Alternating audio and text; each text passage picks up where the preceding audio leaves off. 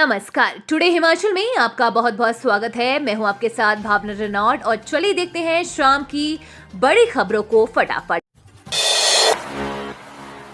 अब सरकारी भूमि पर बने भवनों के मुआवजा आवंटन की होगी रिकवरी। कीरतपुर नेरचौक 4 लेन परियोजना में सरकारी भूमि पर बने भवनों के किए गए मुआवजा आवंटन की रिकवरी करने के लिए प्रधान सचिव राजस्व सरकार हिमाचल प्रदेश ने उपायुक्त बिलासपुर, उपायुक्त मंडी को निर्देश दिए हैं। उपायुक्त इस मामले में कार्यवाही करेंगे। उस कार्यवाही से प्रधान सचिव राजस्व सरकार हिमाचल प्रदेश के साथ 4 लेन विस्थापित एवं प्रभावित समिति को भी अवगत करवाना होगा। बर्फबारी से मनाली, लेह और दादर श्रृंखला दर्रा यातायात के लिए बंद। मयाड़ में हिमखंड गिरा, सड़क ब्लॉक। हिमाचल प्रदेश में भी मौसम में बदलाव आया है।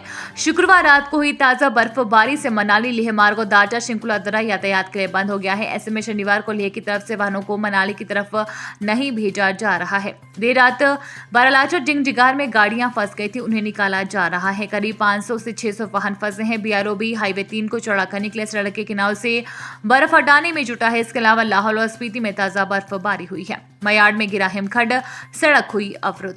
उधर उदयपुर से करीब 6 किलोमीटर दूर घाटी के दुर्गम क्षेत्र मयाड़ घाटी के भिंगी नाला में शुक्रवार देर रात्रि हिमखंड सड़क पर आ गिरा है। इससे मयाड़ घाटी का तिंगरेट और टिमरेट 2 पंचायत के लोगों का उपमंडल उदयपुर से संपर्क टूट गया है। शनिवार को विधायक रवि ठाकुर को मयाड़ क्षेत्र का दौरा करना है, लेकिन वो अभी तक सड़क खुलने का इंतजार कर रहे हैं। सूचना के बाद लोक निर्माण विभाग की मशीनरी मौके पर पहुंच गई है और सड़क से हिमखंड को हटाने का काम शुरू कर दिया गया है। एमएस रामचंद्र राव हिमाचल के नए मुख्य न्यायाधीश नियुक्त, अधिसूचना जारी। न्यायमूर्ति एमएस रामचंद्र राव को हिमाचल प्रदेश हाईकोर्ट का मुख्य न्यायाधीश नियुक्त किया गया है। शुक्रवार देर रात केंद्र सरकार ने इस बारे में अधिसूचना जारी की। उनका जन्म 7 अगस्त 1966 को हैदराबाद में हुआ था। 7 सितंबर 1989 को एक वकील के रूप में उनका नामांकन हुआ था। सुप्रीम कोर्ट कॉलेजियम ने न्यायमूर्ति ए सैयद की सेवानिवृत्ति के बाद न्यायमूर्ति राव को अगले मुख्य न्यायाधीश के रूप में नियुक्ति देने की सिफारिश की थी। मौजूदा वक्त में वरिष्ठतम जज न्यायमूर्ति त्रिलोक सिंह चौहान बतौर कार्यवाहक मुख्य न्यायाधीश सेवाएं दे रहे थे। सर्पीली सड़कें भूल जाएं, रफ्तार और रोमांच के लिए 4 लेन तैयार। पहाड़ी राज्य हिमाचल में सर्पीली सड़कों को भूल जाएं। कीरतपुर मनाली 4 लेन रफ्तार और रोमांच के लिए लगभग तैयार हो गया है। करीब 99% कार्य पूरा हो चुका है और इसे आधिकारिक रूप से 15 जून के बाद शुरू करने की तैयारियां चल रही हैं।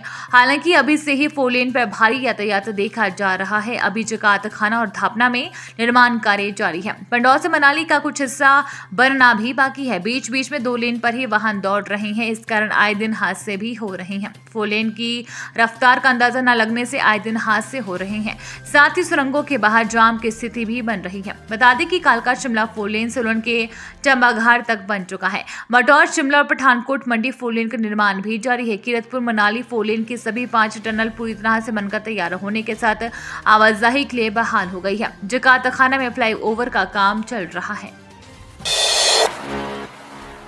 सचिवालय कर्मियों के लिए आरडी एफडीआर की ब्याज दर में बढ़ोतरी। हिमाचल प्रदेश सचिवालय कर्मचारी सहकारी ऋण एवं बचत गैर कृषक सभा समिति ने कर्मचारियों के लिए आरडी और एफडीआर की ब्याज दर में 1% बढ़ोतरी करने का फैसला लिया है। सचिवालय में आयोजित सभा समिति की बैठक में यह फैसला लिया गया। अब आरडी में 8%, जबकि एफडीआर में 8.50% ब्याज लगेगा। पहले आरडी में 7%, जबकि एफडीआर में 7.50% ब्याज था। समिति के इस फैसले से सचिवालय के 1600 कर्मचारियों को फायदा होगा। सभा के अध्यक्ष राजेश भारद्वाज ने कहा कि सभा समिति के सालाना 45 करोड़ रुपए की टर्नओवर है। कर्मचारियों को 8 लाख रुपए तक लोन देने का फैसला लिया है। दर्दनाक हादसा, सड़क से 250 मीटर नीचे खड्ड में गिरी कार, युवक की मौत। थाना क्षेत्र सदर के तहत गंबरपुर बट्टाहन सड़क मार्ग पर बनरेगा गांव के पास एक मारुति कार के गहरी खाई में गिरने से 22 वर्षीय युवक की मौत हो गई है। मृतक की पहचान दुर्गा दत्त उर्फ अब्बू पुत्र योगराज निवासी गांव बनघेरा डाकघर अंधाड़ा तहसील सदर जिला मंडी के रूप में हुई है। जानकारी के अनुसार उक्त युवक के घर में शुक्रवार को उसी की गृह शांति को लेकर कोई धार्मिक कार्यक्रम का आयोजन था। उसी सिलसिले में अभागा युवक प्रातः 6:30 बजे के करीब बावड़ी से ताजा पानी लाने के लिए कार HP 33F 1840 के माध्यम से घर से निकला था। अभी उसने कुछ ही दूरी तय की थी कि अचानक कार अनियंत्रित होकर सड़क से करीब 250 मीटर नीचे खड्ड में जा गिरी। हादसे में बुरी तरह से जख्मी युवक को जोनल अस्पताल मंडी ले जाया गया, जहां इलाज के दौरान उसने दम तोड़ दिया। वहीं पुलिस ने मामला दर्ज कर हादसे की जांच शुरू कर दी है। शव को पोस्टमार्टम करवाने के बाद उसे परिजनों को सौंप दिया है। मामले की पुष्टि पुलिस अधीक्षक मंडी सौम्या ने की है। क्षेत्र के विधायक अनिल शर्मा ने हादसे को लेकर गहरा दुख प्रकट किया है तथा शोक संतप्त परिवार के प्रति अपनी गहरी संवेदना व्यक्त की है। इस सत्र से यूनिवर्सिटी और कॉलेजों में लागू नहीं होगी राष्ट्रीय शिक्षा नीति। प्रदेश में स्नातक डिग्री कोर्स करवा रहे HPU और SPU से संबद्ध कॉलेजों में इस सत्र से राष्ट्रीय शिक्षा नीति 2020 लागू करने की संभावना अब ना के बराबर है। शिक्षा विभाग ने दोनों विश्वविद्यालयों से एडमिशन और एकेडमिक शेड्यूल के आए प्रस्तावों को आधार बनाकर कॉलेजों में प्रवेश शेड्यूल तैयार कर लिया है, लेकिन अभी तक नई शिक्षा नीति को लेकर कोई तैयारी नहीं है। HPU शिमला और SPU मंडी से संबद्ध करीब 200 कॉलेजों को शिक्षा विभाग और विश्वविद्यालयों से राष्ट्रीय शिक्षा नीति को नए सत्र से लागू करने, उसके अनुरूप प्रवेश की प्रक्रिया संचालित करने को अब तक कोई आदेश नहीं मिले हैं। ऐसे में सभी कॉलेजों ने बीते सत्र की तर्ज पर पुराने UG प्रथम वर्ष के सिलेबस के अनुरूप ही एक नए सत्र में प्रवेश की प्रक्रिया को संचालित करने को अपने प्रोस्पेक्टस भी तैयार किए हैं। HRTC के सेवानिवृत्त कर्मी से 1.5 लाख की ठगी, शातिर ने ऐसे लगाई चपत। धर्मशाला निवासी पथ परिवहन निगम के सेवानिवृत्त कर्मी अजय गुप्ता से करीब 1.5 लाख रुपए की ठगी हुई है।